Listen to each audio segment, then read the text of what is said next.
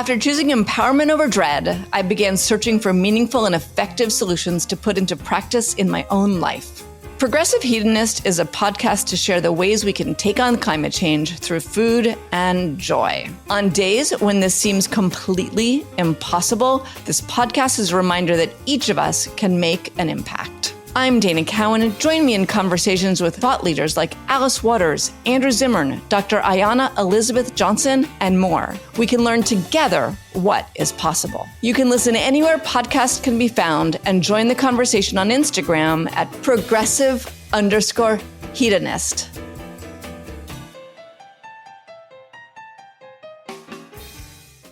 Hey everyone, Greg Benson here, and if you're a regular listener of The Speakeasy, you probably know by now that I've been working to bring 100% pure, actually good-tasting agave nectar to the United States for a minute. But I wanted to give you a bit of an update. I actually got to travel to the farm where these amazing plants have been growing for decades, and it was just a genuinely moving experience. I got to see these agave in their natural habitat and see what it means to Rogelio, the farmer, to be able to care for the descendants of the same agave that his grandfather was growing almost a full century ago. That's why I'm proud to announce Quixote Imports, a new venture that's dedicated to preserving these agave and, yes, still bringing in the same fantastic, earthy, lightly fruity agave nectar that's going to make you wonder why you've been wasting your time with the crap at the grocery store. Plus, our fans here at the Speakeasy can get free shipping at checkout with promo code SPEAKEASY, so don't wait. Head on over to quixoteimports.com and see what agave nectar is actually supposed to taste like, and use promo code SPEAKEASY for free shipping. Salud. You're listening to Heritage Radio Network. So you don't charm the devil with your rock and roll load. Knows that country music's gonna save your soul. The devil runs his groove in them rhythm and blues that sand. It's gonna get you sun in the air. Welcome back to the Speakeasy. I'm Greg Benson, flying solo today as Souther is in Montreal and Damon is somewhere. I honestly don't know, but that means that it's going to fall to me to tell you how to feel on our last show before Thanksgiving and what has frankly been just a very long November. And it's not going to be all doom and gloom today. I know I'm the swing vote between sunshine and storm clouds on this podcast, and I know you're probably sitting there being like, "Uh-oh, is this going to be a bummer?" And I hope not. Because I love Thanksgiving. It's a whole holiday based around eating and drinking and just getting to spend time with people that you love. And I'm going to put my own personal Friendsgiving cocktail recipe in the show notes. It's got cinnamon and apple brandy from Lisa Laird, and it works as a toddy and as a Collins. It's great. But I got to admit, I've been walking through these past few weeks like a fucking zombie. And a big part of me is like, fuck, this... Now, joy, fuck, man, that sounds like a lot of work, and I'm just not up for it. And that's fair. It's a fair way to feel, but I also want you to consider, as you're sitting down with your loved ones, however you draw that particular circle, and I want to maybe ask if the point isn't to be happy. Maybe the point isn't even to be together. Maybe and I was thinking about this as I was preparing to do this show, maybe what Thanksgiving is sort of a pact. It's a pact that we affirm by the sheer act of getting on planes and trains and highways and going hours out of our way to be rewarded with a truly enormous amount of cooking and dishes on the other side. And that pact says, I care enough that I'm going to do this again.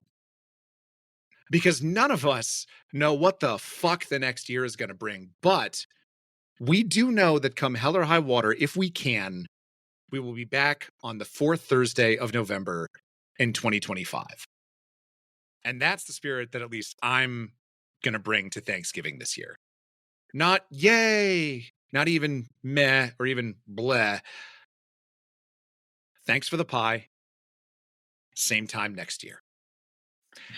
And with that, shifting gears with the subtlety and alacrity of someone who's learning how to drive stick in a high school parking lot, I'm going to bring in our guests for the show today. We've got Jim Ruane and Sergio Mendoza from Cierto Tequila. Gentlemen, thank you so much for joining us on the podcast today. It's great to have you. Thank you, Greg. A pleasure to be here. It's Thanks, amazing to Greg. have That you was all. a great introduction, by the way.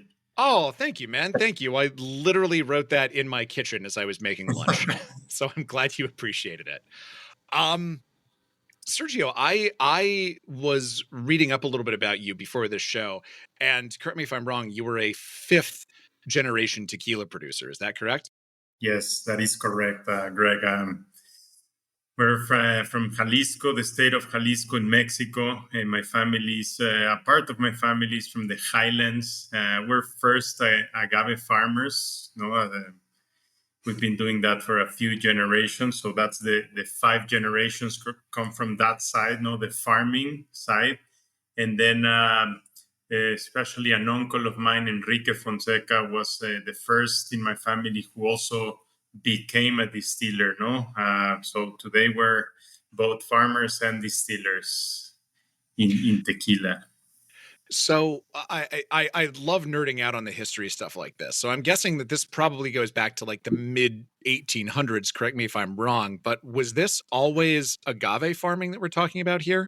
Yes, great question. So farming in general, we go back as farmers in general. Of course, as the industry and the tequila category starts growing outside of this part of Western Mexico, which is, of course, the state of Jalisco, which is the epicenter, First in the valleys of tequila and Amatitan, which is kind of north of the city of Guadalajara, northwest.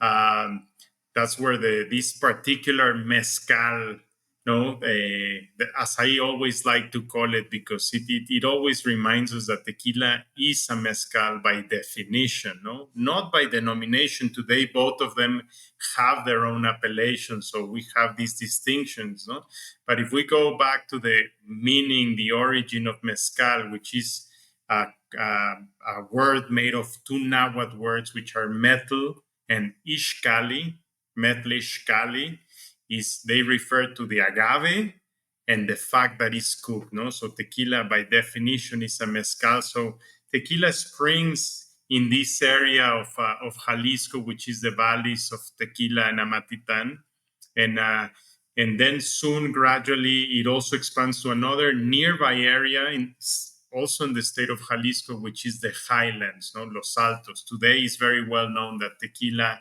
mainly or primarily comes from these 2 regions. The Highlands is kind of opposite side of the city of Guadalajara. Is kind of east, a little bit south. So you almost have the city in between the 2 regions. And we come from the Highlands. So going back to your question, of course, we start as farmers, back in the day, of different crops. And agave started being one of them, and with time it became the main one. We still today farm with other crops because that is very important in terms of the soil, the rotation of crops. Even though it's not the core business for us, it's important to keep soils healthy to rotate crops. So we still farm on other things, corn, legumes, chia seeds, and others. Sergio, I have good news for you. Legumes is the magic word here on the Speakeasy, so I'll be sure to put your prize in the mail after this episode. Please, nice. Yeah, you win. Congratulations. It's taken like almost 600 episodes, but you finally got it. So good job. Nice. It's a good word, by the way. I know, and well inserted into the conversation too. Just very kind of casually tossed off. I appreciate it. So, when exactly, like, how many generations back did this distillation business really kind of take off? Do you think? When did that sort of become the main focus of what you all were farming? The distillation is only 2 generations. Enrique was the first. His father was still around, also Enrique. at the beginning when they kind of together, but by initiative of Enrique the son, so my uncle, they had been wanting to make tequila for a while. No, it was something, especially him. No, he was very passionate. Of course, my whole family, which is a big family, by the way. That when we get together is long tables, no, in the countryside, and a lot of a lot of the members of my family are still agave farmers today, no. And of course, historically, tequila drinkers, not makers, but drinkers. But it was Enrique who was the first to really start with this desire to produce, no, and that started to play out, of course, gradually, and things led to other things, and he again still a little bit with his father, but they acquired and ended up acquiring a distillery not in the highlands from where we are, but in the other main tequila region, no, actually in the heart of Tequila Town, which is now a well-known distillery called La Tequileña. We have the NOM 1146. So that was in the 1980s, no, that he did that move. So that's when we become distillers as well as farmers, no. And Enrique is a generation on top of me, same generation as my father. And yeah, that's since then we've been distilling, and honestly, it's been a great adventure. That's amazing. And yeah, I love the story of tequila and its relationship with the United States. I always think is very interesting because it's been one of these things that if you look back at cocktail history books, for most of the 20th century, if it's mentioned at all, it's this kind of like very, snooty, condescending, dismissive, like, oh yes, and then they make this other thing, south of the border. And it's really kind of wild to watch how it goes from that to just this explosion of interest in the 80s and 90s. So it sounds like you all really got in while the getting was good. Yes, absolutely. Yeah, the story of tequila, it's pretty extraordinary, no? Because it goes back a long time, no? And again, it fades into the history of mezcal production in Mexico, and then you can go way back to the cultivation of agave and the whole ceremonial aspect and mythological aspect of that. But it's true when you put it in that timeline, that real explosion and growth and positioning of tequila was something pretty dramatic. No, I mean, us who saw it from the ground, it took a long time and a lot of knocking of doors and education sessions and a lot of work. Honestly, a lot of work. But when you see it from the consumer side and just in general, the global spirits categories, the growth, and not only the growth in terms of volume, but also the change of perception and positioning. No, it pretty much went, and I'm talking globally, no, because there was a product that was the first tequila that started going out was a little bit miscommunicated, and there was not really a definition of what tequila was, no. So there was things happening around that weren't the thing itself, no. That's when the denomination of origin became useful in this way, no. It kind of positioned things, no, like it was like a message of communication to say, hey, wait, no, tequila is not just guns on a label and sombreros. It's something that actually has this whole history, and it is very tied to a very particular plant and a way of production, etc. No, so that's when things start like a domino effect and communicating. And of course, when you try a good agave spirit, whether you're from Mexico or from Sweden, I mean, and I make an emphasis in a good, real, authentic agave spirits, no?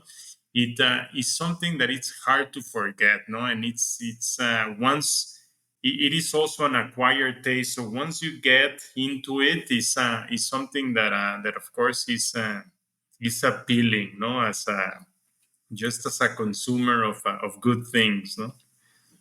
That's awesome. And I would love I just have to ask one more question about this whole Mhm. generational farming thing, Yeah. because this is actually a question that I ask anytime we have someone who comes in as a family business, whether they're working Mhm. with, a spouse, a parent, a child, an uncle in your case. Uh, how? Like, I cannot imagine a worse fate than having to run a business with someone that is a blood relative of mine. Like, how do you do it? What's the secret? And w- why, in the first place, were you like, yes, this is a thing that I'm gonna do? That's great.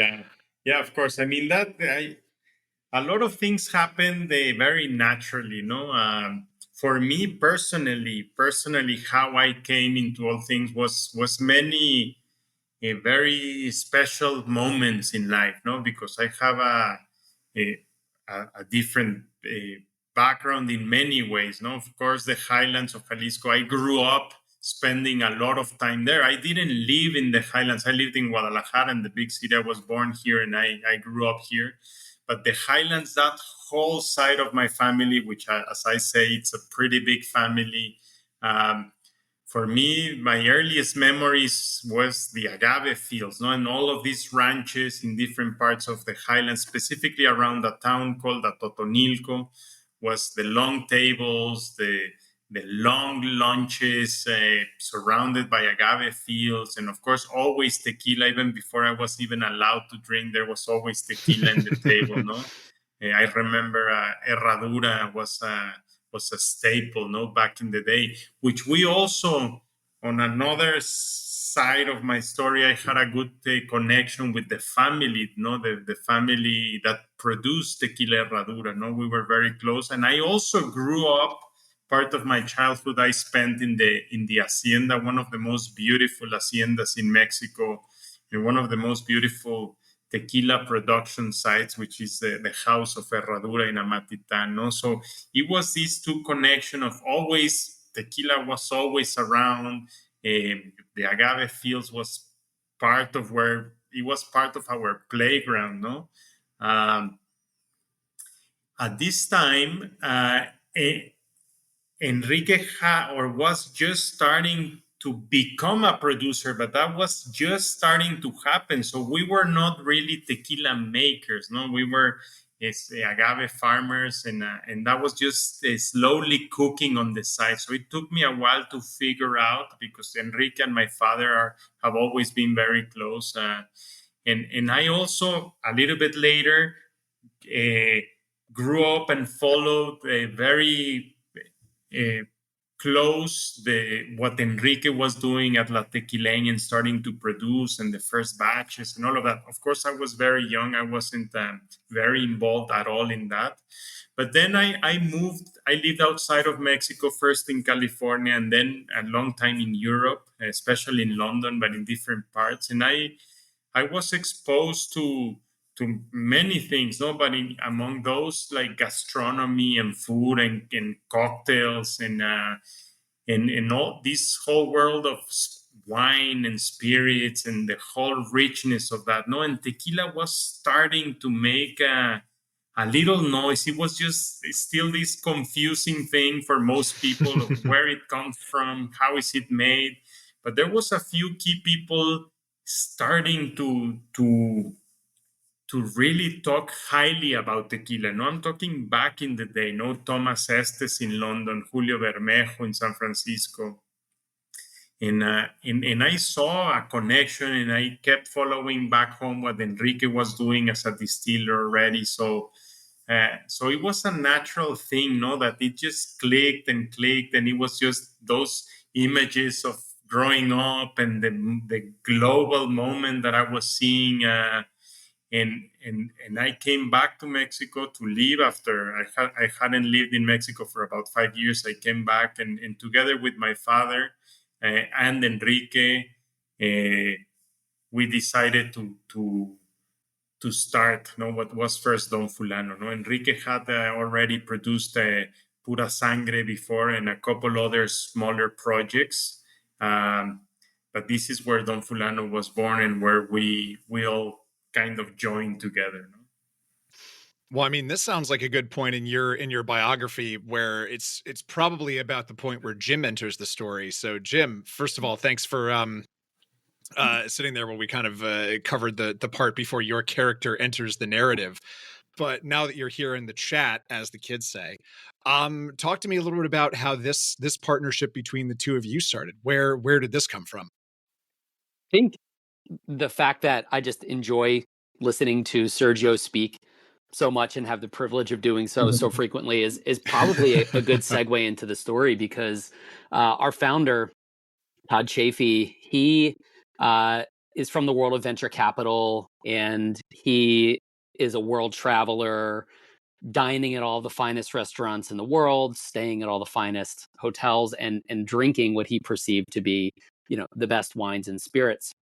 And had discovered that within the world of tequila, which he was a huge fan of, nobody was taking the type of approach that the winemakers were taking. Nobody was taking this agriculturally intelligent approach to tequila making at the top end.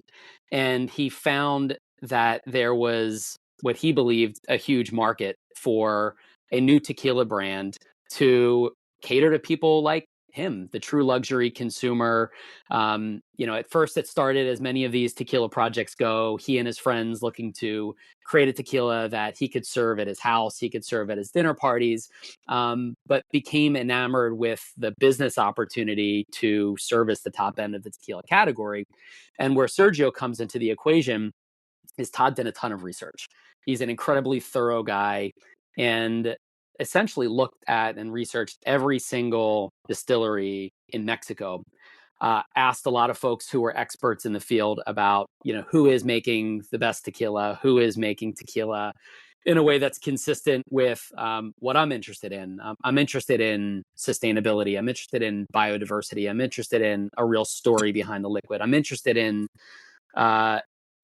people who are honoring the way that things were, but also ushering in just something new. And as Sergio mentioned, the story of tequila is really one of these rapid bursts of innovation and expansion.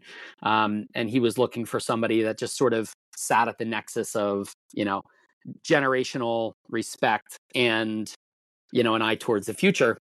And every conversation led him to Sergio.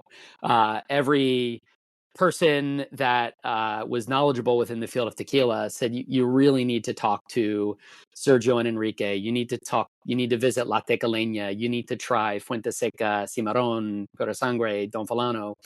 And eventually all roads led to Sergio, and Sergio agreed to meet with our founder, Todd, and talk about tequila. And I think Todd and Sergio and Enrique all saw the same opportunity out there and agreed that Todd, as somebody with a business background and the vision and the resources to scale this idea globally, and the agricultural expertise and the kind of production know-how and the vision with Sergio and Enrique, that was a combination really worth exploring. And that happened, Sergio, what, about 5-6 years ago now, when development on what ultimately became Cierto tequila started in full. And the idea was to create the world's finest tequila, full stop, bar none, but do so leveraging traditional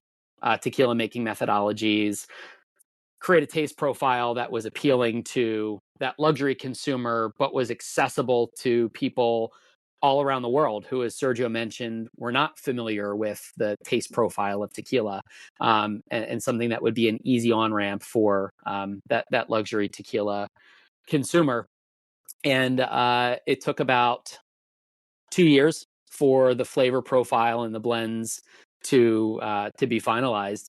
And we can talk about some of the marketplace reception that we've got, but I think, and Sergio backed me up here, I think you all knew that we had something really special on our hands when we approved that final blend of Cierto Blanco, Reposado, Añejo, Extra Añejo, and started entering it into competitions, and the response was pretty impressive, to say the least. So really, again, all roads led to Sergio, and we don't have a Cierto without Sergio, and we're incredibly grateful for the partnership that we have.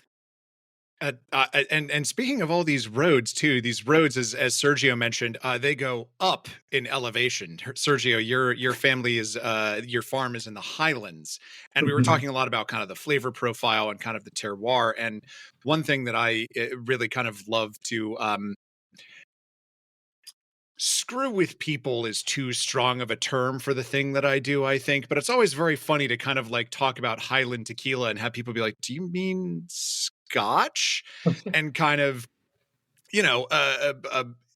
have that conversation with folks, use that as a door opener to the fact that there are actually like very distinctive regions within Jalisco that produce different flavors. So as someone that makes a Highland tequila, could you tell me a little bit about what sort of the specific flavor profiles are there encountered to? And correct me if I'm wrong here, the opposite of Highland in Jalisco isn't lowland, it's valley tequila. Am I right about that?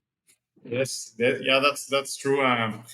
So yeah, that's a very interesting a conversation around tequila, because of course the first thing to note is that of all spirits, probably tequila is the one that responds more to what we call terroir. No, it's the most similar to wine in this sense. No, so Jim bringing up the wine connection is important. No, first to make any spirit, you first need to make a wine. No, and it's always important to make that wine. But tequila being so linked to agriculture and to a crop that is that takes so long to mature and to grow and to capture all these essence from the soil and from the conditions, it is very respondent to this, no, to where it grows, to all of this. So yes, as we mentioned, there's two main tequila producing regions, no? The highlands. Sometimes the valleys are referred to as the lowlands. We don't really like the term because it's not low at all. No, it's actually pretty high even in the valleys. No, but the highlands go to. I always struggle with the conversions between. Just give it to me in kilometers. It makes more sense that way anyway. The highlands, you get up to 2,000 meters from sea level, no? Whereas the valleys usually is 1,200, 1,300 meters from sea level. So both are high. The highlands, again, are higher. No, in a general sense, and I say general because there's a lot, and this is what we're discovering more and more. No, there's a lot of microclimate even within the highlands proper. No, in the fields where we as a family grow agave, there are many types of soil. No, we have the very characteristic red iron-rich soil of the highland proper, more towards Arandas and the higher part of Totonilco. But we also have black volcanic soils, in the lower part. We have some fields that are not far, within a 20-minute driving radius, but it's already in the border with Michoacan, and that is a white chalk soil, which also brings a whole different set of flavors. So in general, it is typically said that highland tequilas tend to be rounder, fruitier, whereas valleys tend to be more agave forward, more vegetal, a little bit spicier.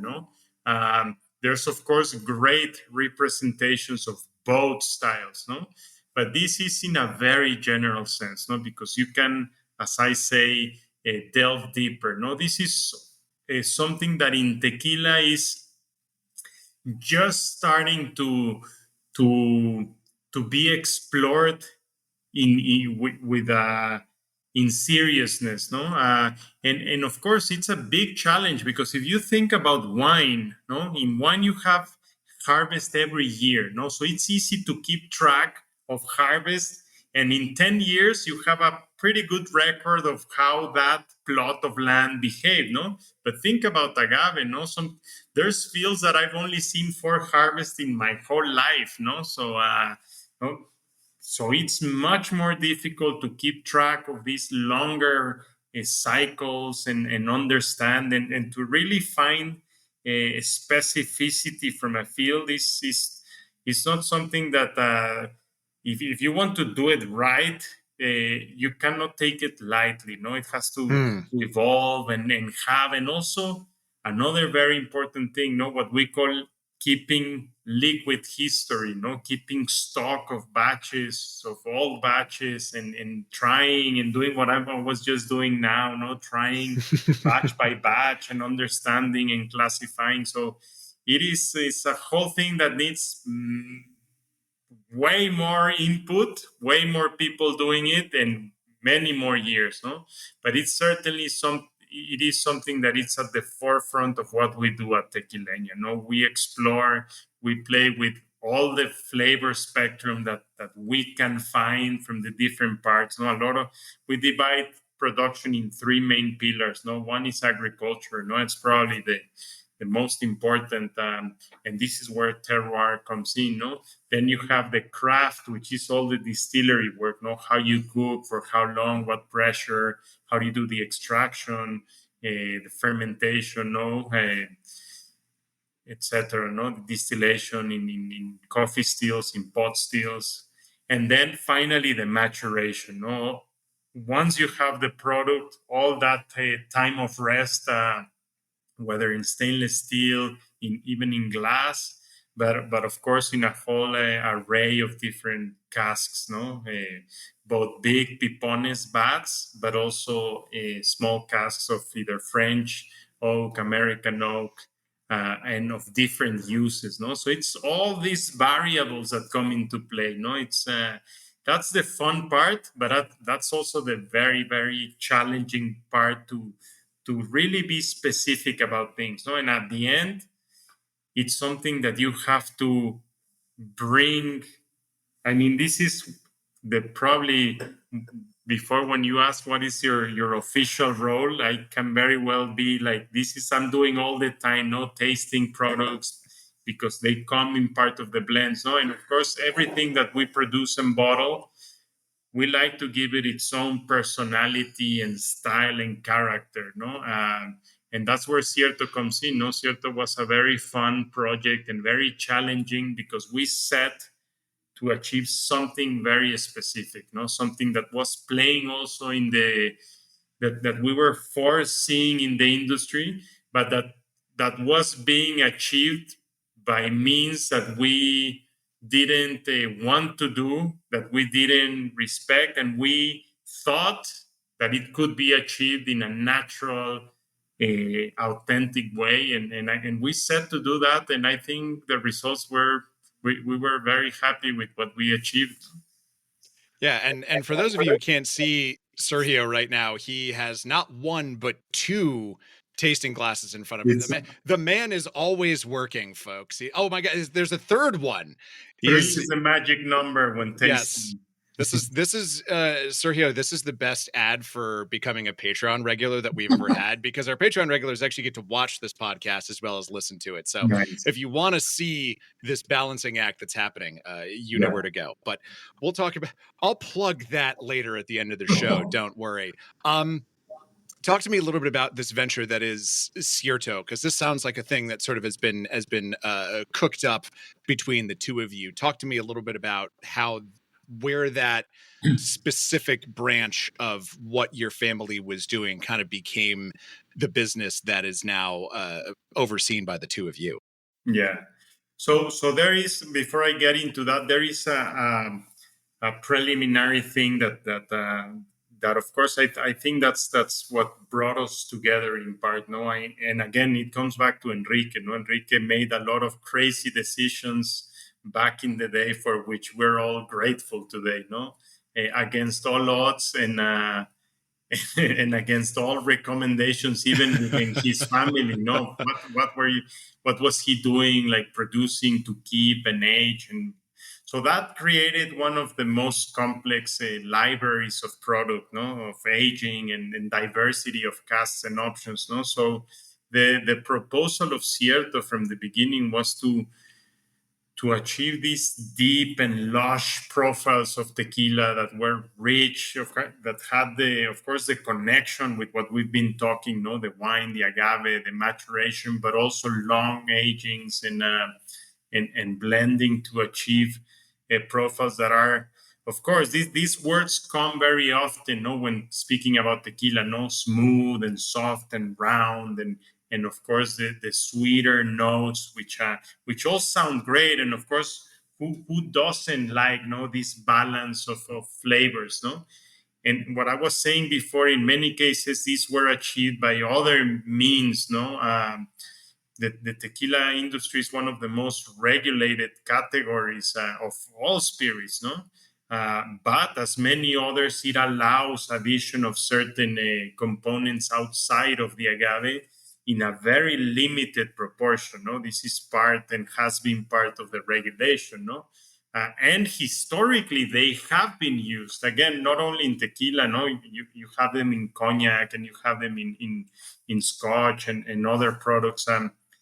But, of course, the synthetic flavors or additives became very popular in all food and drinks, no? I mean, you buy yogurt in the supermarket, and if it says strawberry, in most cases and in most brands, it won't be real strawberries, no, but it's a flavor component that goes into it, no? So this was being used a lot to make profiles of tequila that, in a way, kind of met, if I go back in time, they helped to reach this balance.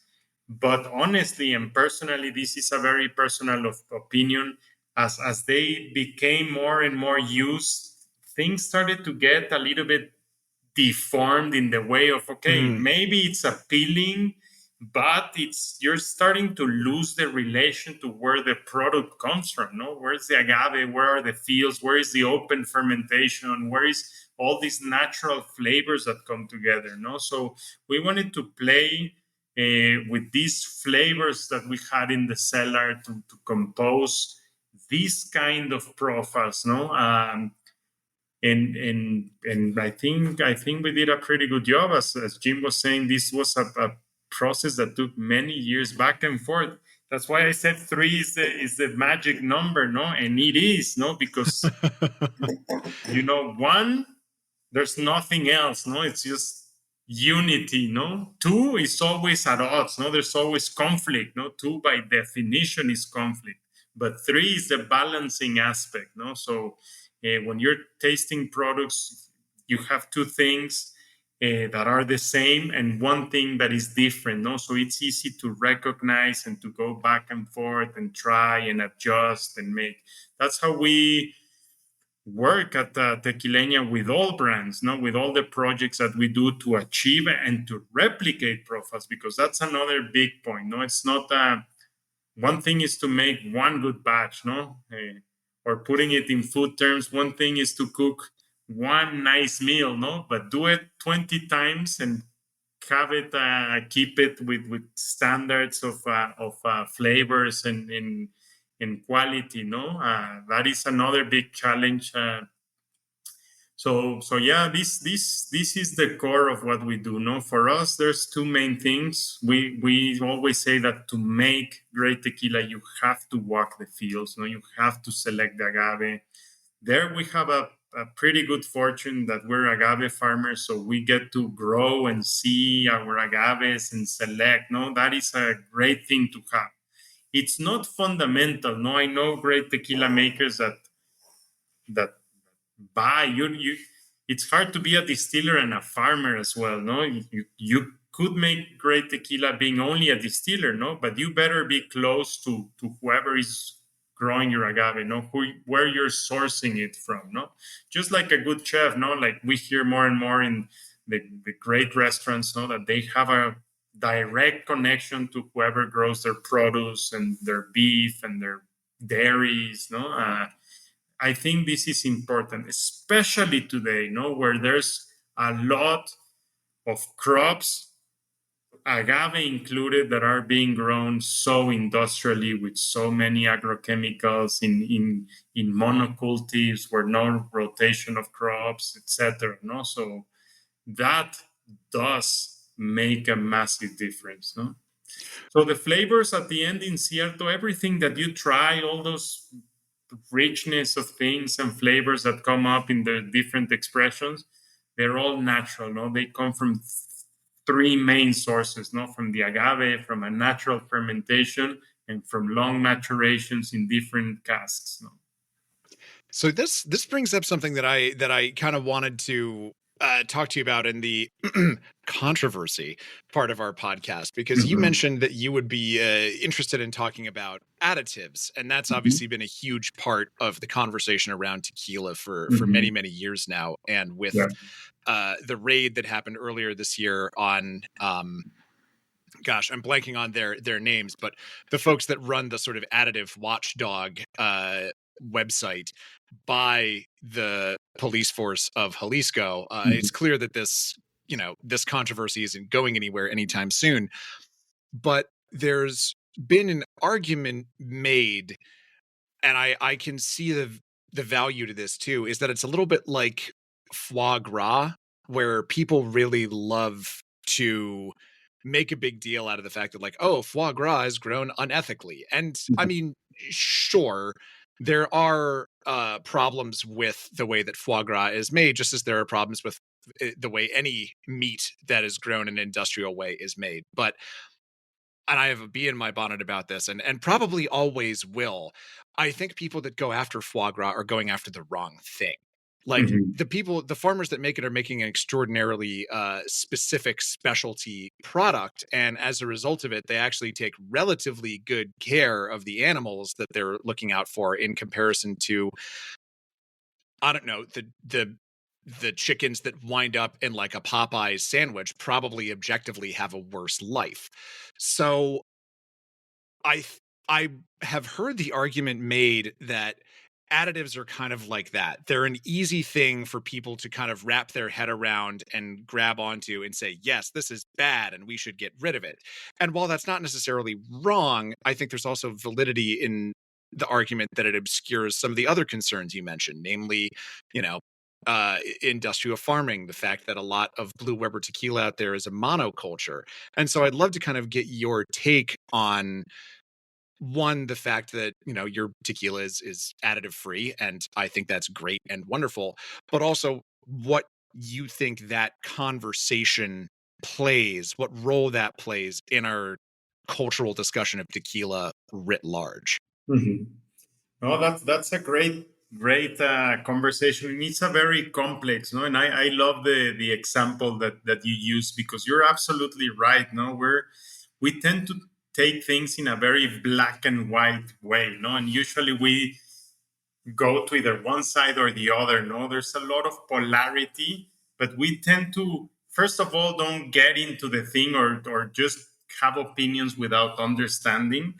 And it's a very complex subject. No, it's without saying that it's hard to understand, no, because it's also simple, and we've discussed it, and it's at the forefront of the tequila conversation. No, so I think I've always been of the belief that let's talk about it, no, even if it's dark, or it's important to talk about it, because somewhere in that polarity there's truths, no, and there's not one, there's fragments of things, no, but yeah.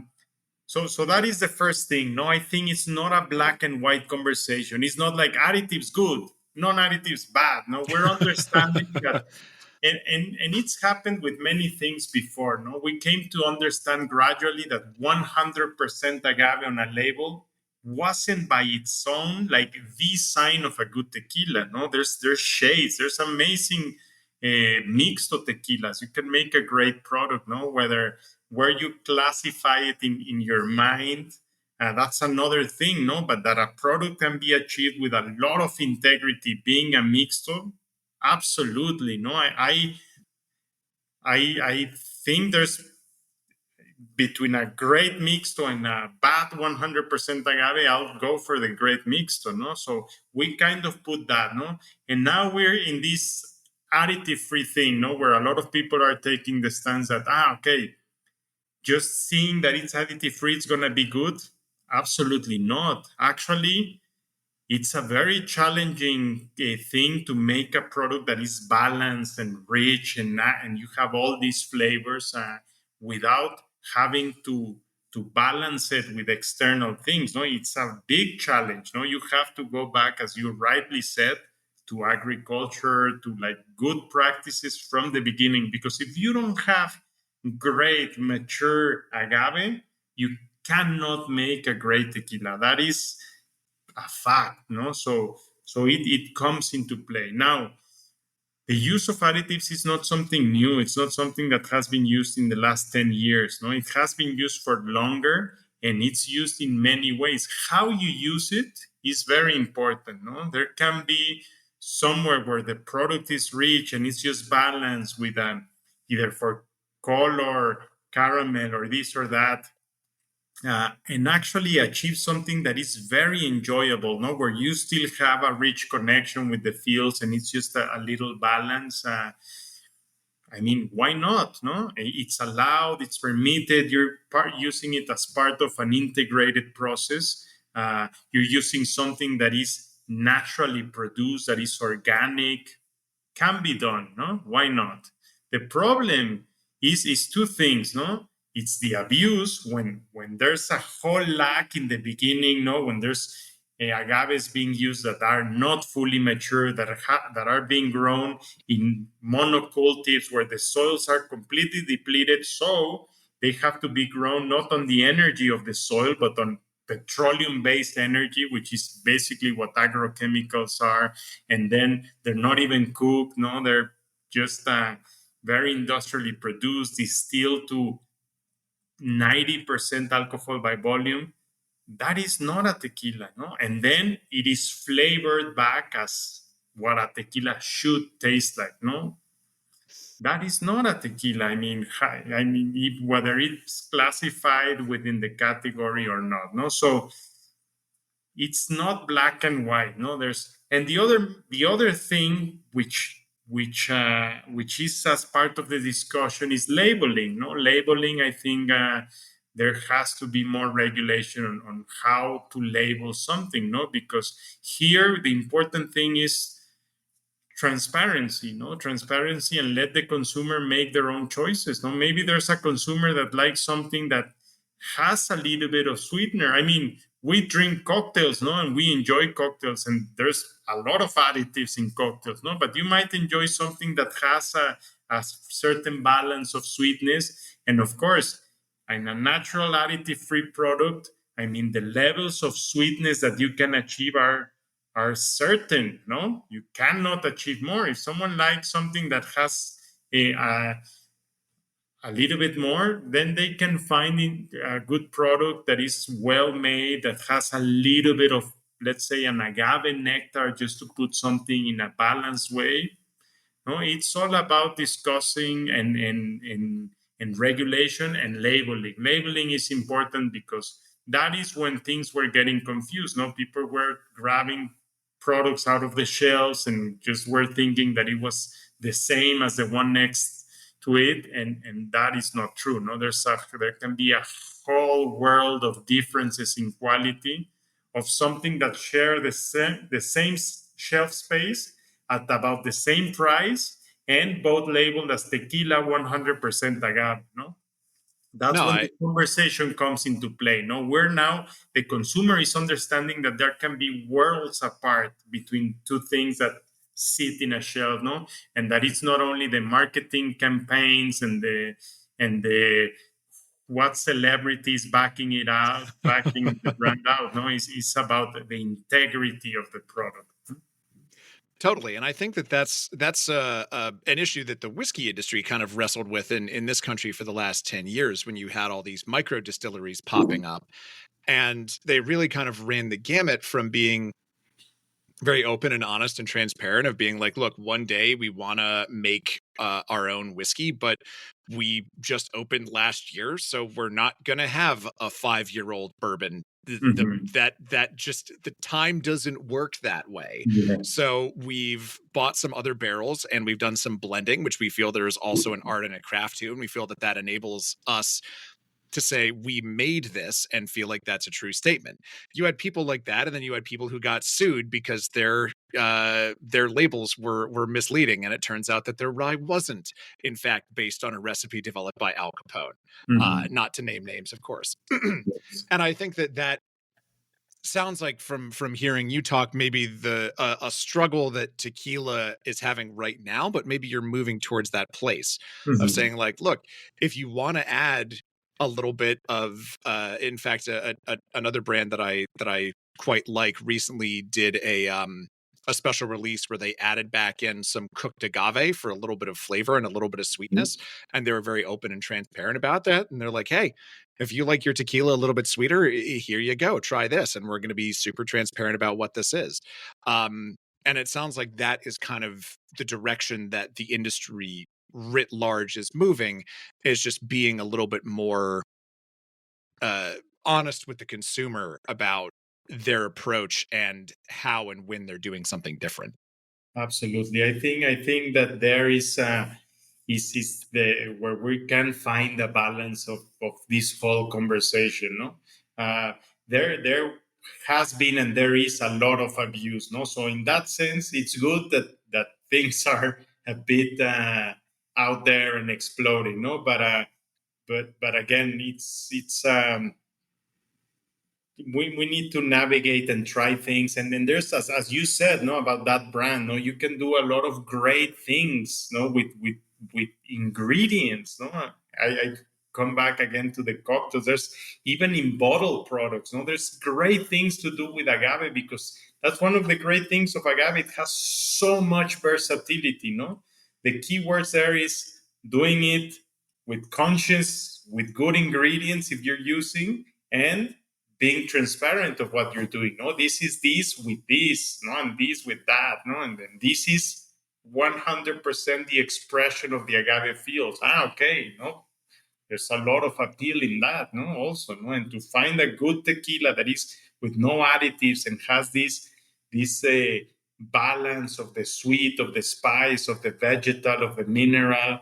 Of course, that's a virtuous product, no, and those are counted, no, but there's many things to play around with, no. I think having the conversation for me is a good thing, no, and on both sides. I am very close to one side and the other, and my end recommendation always is let's find middle grounds. No, the conversation is great, but it's not about winning, no, this side winning over the other. Let's hear and listen and both come to a center stage and play around that, and give more life to this category that still has a lot of room to go, no.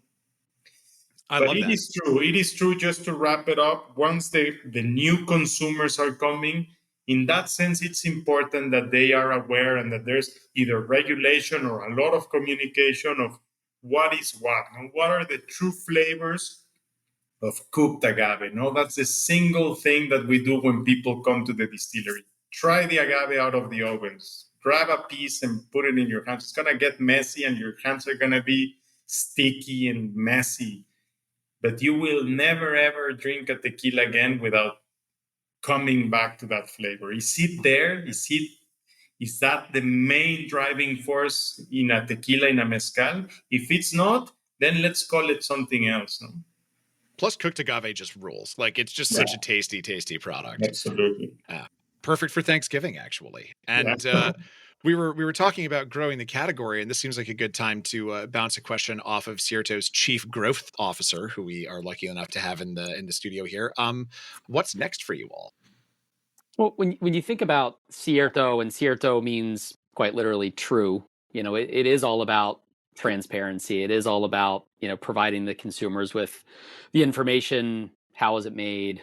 Where is it made? Who makes it? And, when you're doing a tasting in front of drinkers, there's this aha moment where they go, oh my gosh, I didn't know that tequila could be made in this way. And I didn't know that, these types of, additives or synthetic ingredients, were in many of the tequilas that I enjoy. But it very quickly goes to, well, tell me why you, tell me why Cierto.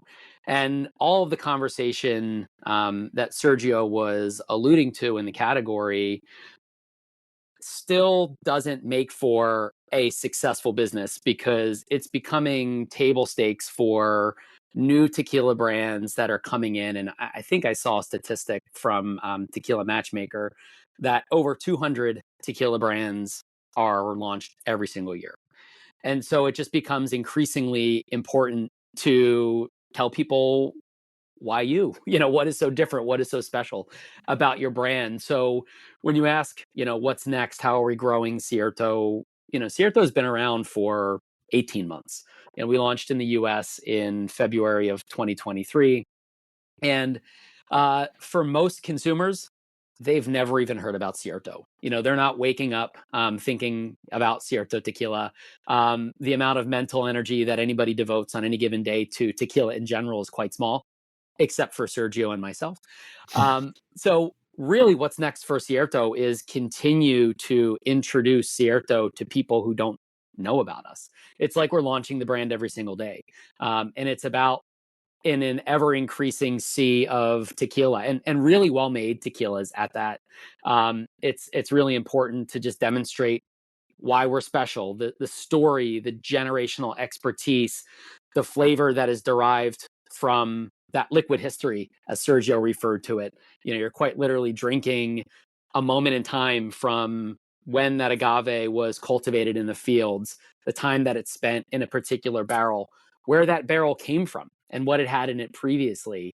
The flavors and the stories that we're able to tell with Cierto are really what we're using to plant a hook into that consumer. So we've got a launch everyday mentality on Cierto. We're not focused on our next big marketing campaign. We're not focused on landing a big celebrity endorsement.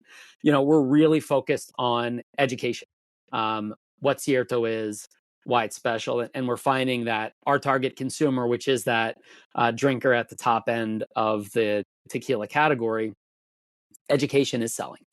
Education is marketing. They want to learn a little bit more about tequila.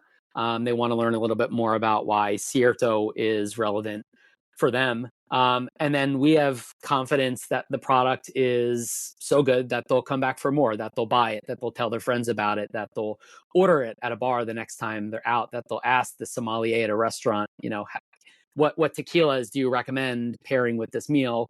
How about a Cierto? So really, for us, given that consumers are asking more questions about what they're putting into their bodies every single day, whatever happens with, the world of spirits tariffs and U.S.-Mexico trade, I guess is anybody's guess.